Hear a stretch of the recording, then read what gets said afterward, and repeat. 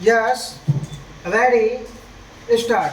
Sir, I would first like to congratulate you on the short presentation that you gave. Some of the pieces were extremely powerful and they go home very hard. It just shows what one can do if one puts one's energy in a particular direction.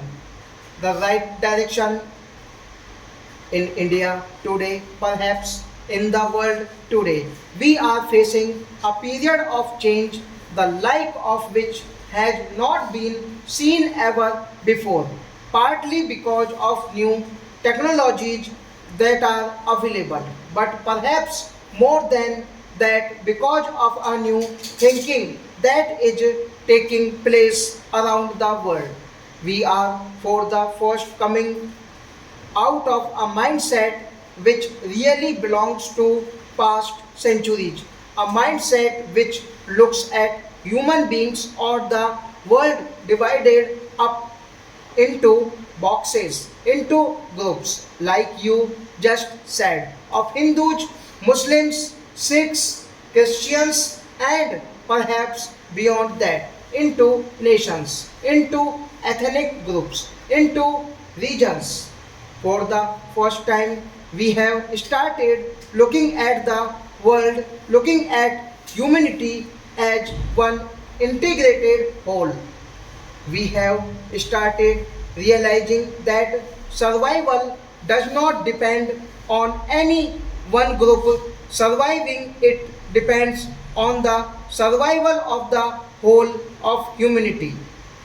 India has played a major role in bringing about this change in making thinking. This has been part of our traditional thinking for thousands of years. Gandhiji revived it during the freedom struggle and during these past 52 years of freedom. We, we have been struggling hard, first under Panditji, then under Indraji, to bring this new thinking to the world. For the first time during these last few years, we find that global thinking has started to change. At the same time, the old system fights back very hard. There is a tendency, on the one hand, to look at the world as one.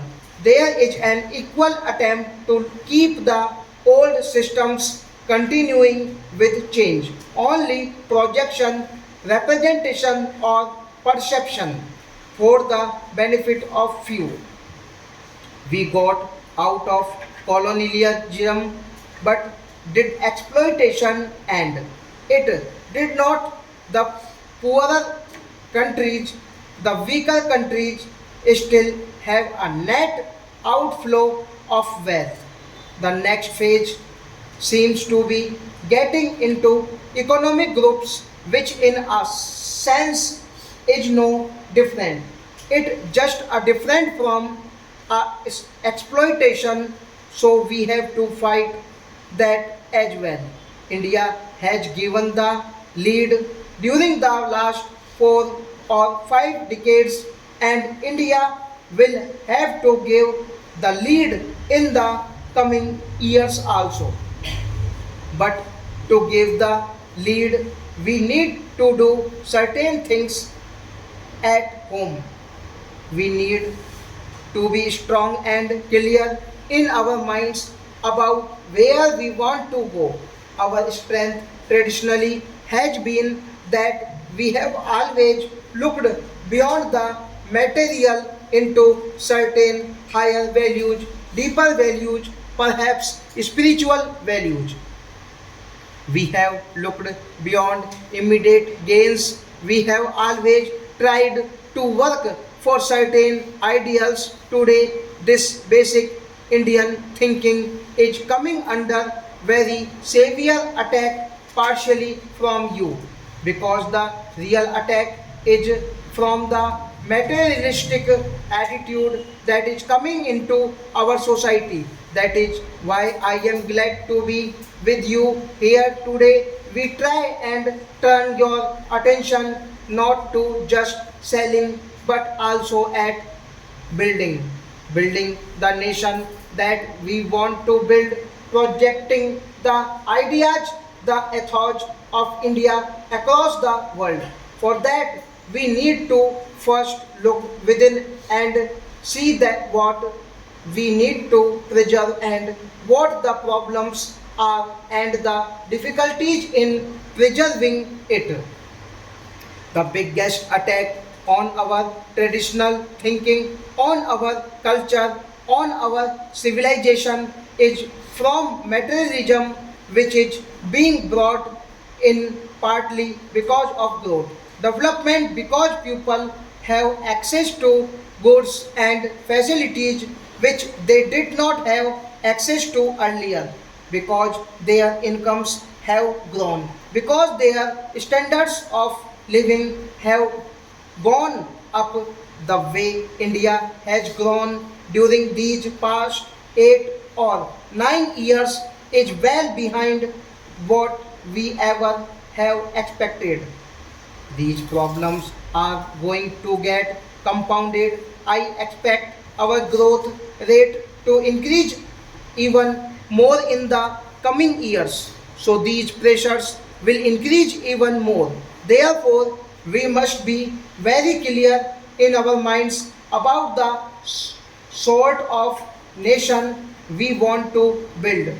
The biggest danger is going down a purely materialistic route is that we will ultimately surrender the independence that we won with so much struggle. I see that as the biggest danger.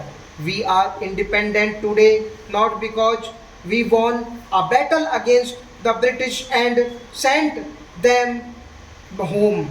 We are independent today because we have followed certain policies, because we have followed a certain ideology, because at every step that we have taken, we have kept in our mind the point that the independence that we won could also be lost very quickly.